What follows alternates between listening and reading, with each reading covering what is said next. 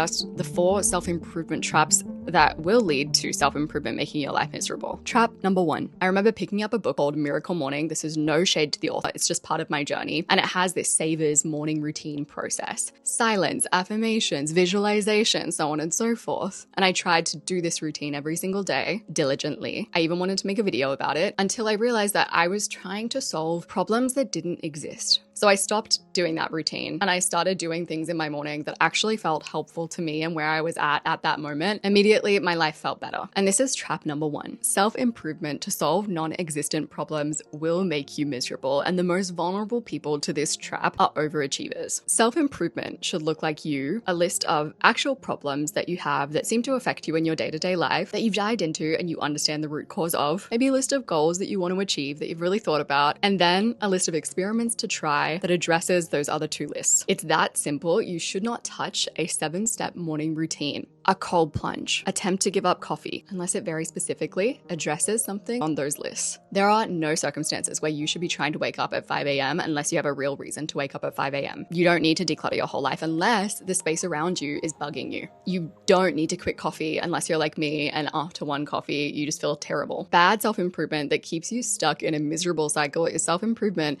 that doesn't actually address anything, which keeps you in this endless loop of problem creation, like creating non-existent problems rather than solving existing problems. Trap number 2. So here are 2 ways that I see people looking at self-improvement, and one will make your life worse, one will make your life better. Lens number 1, you look at self-improvement as self-discipline tests. Or lens number 2, you look at self-improvement as doing some stuff that could make your life better. Lens number 2 obviously is where you want to be always, but lens number 1 seems more common, especially in the industry and in the self-improvement world. So you should start running every day, for example, because you want to feel energized. The only goal in your head should be, I want to feel more energized, or fill in the blank. Not, I want to make sure that I'm disciplined and good enough to do this. If you do a daily 20-minute tidy, you should be looking for the reward of having a fresh space to look around at. You're not testing whether you're disciplined enough to have a tidy home. Like, that has nothing to do with it. Because when you mess up, when you err on your diet, when you skip a run, when you don't tidy your house one day, which will happen because you're a human being, when that happens and you feel disappointed, the disappointment should be, oh man, I didn't get the rewards that I wanted from that. So I didn't get the energy that I wanted from that run, and I'm disappointed in that. I didn't wake up to a fresh and clean house, and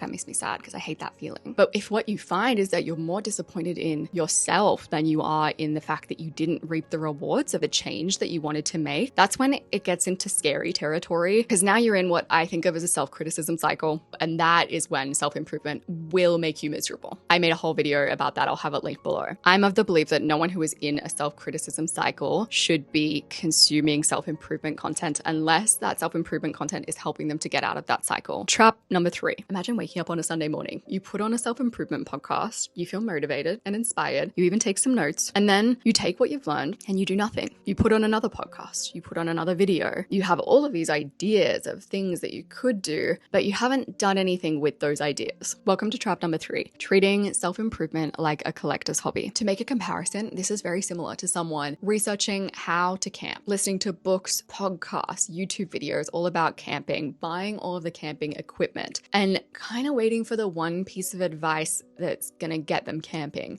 But there is no piece of advice that's going to get them camping. They need to take themselves out and they need to try camping. That's how they become a camper. It almost feels like you're looking for a golden piece of advice that is going to somehow change everything for you and magically wipe away your problems. And you know well that that golden piece of advice doesn't exist, but you keep on searching. You make parts of your life better, easier, nicer, smoother by taking small actions, seeing what comes of them, and then taking more small actions. And eventually you look around and you're proud of how far you've come in certain areas of your life. And along the way, maybe you watch some podcasts, some videos, some self-improvement creators. Maybe you don't. The improvement comes through small action, not consumption. Trap number 4. When I was in my late 20s, I learned about rage journaling as a self-improvement tool. I learned that it was helpful to re-trigger old anger, old hurts, and that emotionally expressing those feelings would heal stored trauma. Now that I know better, I know how that sounds, but at the time I was kind of new to anything along those lines. And I was like, yeah, like I have some stuff that I could work on. I'm going to try rage journaling. And at first I felt good. It was relieving to rage journal. And over time, I started feeling worse, but I was like, you know what? I just need to push through. Everyone says this is amazing. And then I found the research. Repeated venting is a temporary relief trap that actually entrenches negative emotions rather than helping you to let them go. The more you engage in venting, especially repeated venting, the more you're kind of practicing rumination. Rumination is the number one predictor of mental health problems. And I'm giggling now, but at the time, here was me engaging in a self-improvement practice that was making me ruminate more, making me feel worse. But I kept on going because I was like, no, they say it's good. I fell into self-improvement trap number 4, which is guru mentality. Putting the advice of someone on the internet over a feeling in my gut as I tried that advice out that said something about this isn't right for me. And in the trauma space, that's concerning and scary. And I actually think there needs to be more done to monitor that space. But I also see this in the productivity world. You pick up David Allen's famous guide to getting things done. You create all these lists, you download all these programs. It feels complicated. It feels hard. Maybe you hate it. You hate maintaining it. It's not really working for you. But instead of going, okay, well, why do I hate this and what should I change? You might go, okay, I'm going to push through. I'm going to keep going until you then turn around to yourself and go, well, something must be wrong with me. Somehow you become the problem in the scenario. But you can't almost ever copy and paste someone else's strategy in their life and expect it to work perfectly for you. Aspects of that system might be really good for you, but there are going to be aspects that aren't good for you because you don't have the same brain as that person. Now, what to do about it? I know a lot of people who let their problems fester, look at their flaws that affect other people negatively and don't go, I'm going to do something about that, who don't put any thought into becoming more compassionate people or kinder people or healthier people and trust that they are miserable. Giving up on self-improvement, giving up on improving yourself may not be the liberating answer that it's advertised to be, even if these traps exist. So instead of just give up, stop trying to self-improve, here are 4 potential solutions that you might consider first. Number 1, why are you copying Kylie Jenner's makeup? In 2016, Kylie Jenner's makeup was it. And I tried it. I followed the YouTube tutorials and I looked bad. Now I know that I am low contrast. Kylie Jenner is high contrast. She's a true winter. I am a soft summer. I have hooded eyes. She doesn't. I'm pale. She's not. So on and so forth. When you try to copy and paste someone else's strategy for productivity, planning their days, you might just be me trying to copy Kylie Jenner's makeup look. If you are consuming self-improvement content and you try to find people who match you in terms of values, in terms of struggles. If your struggle is motivation, don't get productivity advice from someone who's clearly never struggled with motivation. It's not a flaw that they've never struggled with motivation, but they're probably not going to be able to help you. If you struggle with thinking too much, don't follow someone who is an action taker and a doer. Follow someone who's had to work through their journey of overthinking. Of course, you could start with the Kylie Jenner makeup look and try to customize it to fit you perfectly, but you'd be better off, if you're me, starting with a Carrie Mulligan look and then customizing it to suit you perfectly, if you see what I'm saying. Number 2, you want to create blinders. People will put blinders on their horses for horse racing so that they don't get distracted and they move towards the finish line. If you're consuming self-improvement content, it's easy to be a horse without blinders, and a horse without blinders doesn't get to the finish line. So here's what I mean. Create a finish line to focus on, a list of problems to solve, a list of goals that you want to achieve. Go to that video that I already have in my description if you want to make that more helpful. And then when you consume self-improvement content, put on your blinders. Does that advice help you in some way to solve those problems, get to those goals? No? Stop listening or don't apply it. Number 3, stop reheating nachos. Someone is giving you their specific method for journaling. It might be a perfect fit, but it also might not be. You might need to change the recipe up. Pay attention to how you feel as you do it. Really notice, what do I hate about this? What would I do differently if I was to design this from scratch? What doesn't feel good? Redesign, go again. Sometimes another person's recipe will be perfect for you because they're so alike to you. Sometimes another person's recipe won't be, and you're gonna need to make changes. And number 4, find better content. So in Tim Ferriss's article on the self-help trap, he says something like, modern self-help contains an inbuilt flaw. To continually improve yourself, you must continually locate the ways you are broken. I really like Tim Ferriss, but I would argue that good self-improvement would help you to get better at noticing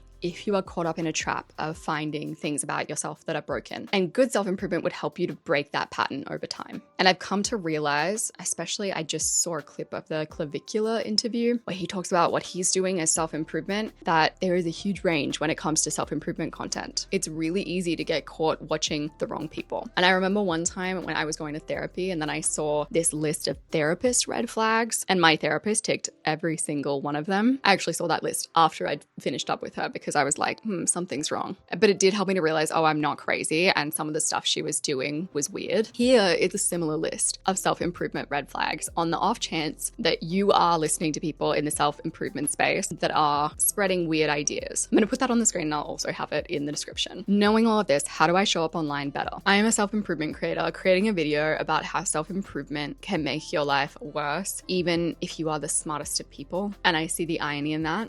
There are also probably so many people watching this who are thinking it's actually not that deep. Like there's a whole segment, a bunch of people that are like, I listen to self-improvement and it's fun and it's like a little pep and it makes me feel inspired and motivated and I take what I want and I leave the rest. And I love that. I love those people. You are always welcome here. And there's also another segment of people who I appreciate just as much, who are smart, intelligent, thoughtful, good, and capable people who might see themselves in these traps and be like, oof, self-improvement is making me worse. And the reason I really wanted to make this video is because I needed to puzzle through my own thoughts about this, about the self-improvement space, period. This has been on my mind for so long. This sense of, okay, how do I create a path forward in which I'm creating content in this world that I approve of and that I think is helpful? I really wanted to end this video by being like, and here is exactly what I'm going to do to move forward to make sure that I'm never contributing to these traps and that I am a perfect creator in the self-improvement space. I actually don't think that that's possible after having really puzzled it over. But I wanted to end this video with sort of just a list of what I am trying to aspire towards in my content. Number one, I want to do what I can to make sure that I feel like I'm creating responsibly in this space so that people are less likely to fall into those traps in my content, knowing that I can't control the weather. And I want to help people to actually build the self-trust and the self-collaboration that they need, two things that I think are so important. So they're not listening to a content creator like me or like any other content creator and putting that content creator's ideas and opinions above their own experiences. I also want to create content that treats people in my audience as thoughtful, intelligent, and capable. No one likes to be treated like they are made of glass. I also think that treating people like they're made of glass can create another unhealthy and unhelpful cycle. I do want to create content that gets clicked and watched, not to extreme levels, but enough. But I always want to prioritize people over algorithms. I also want to let myself have strong beliefs about what I think is the best approach to behavior change,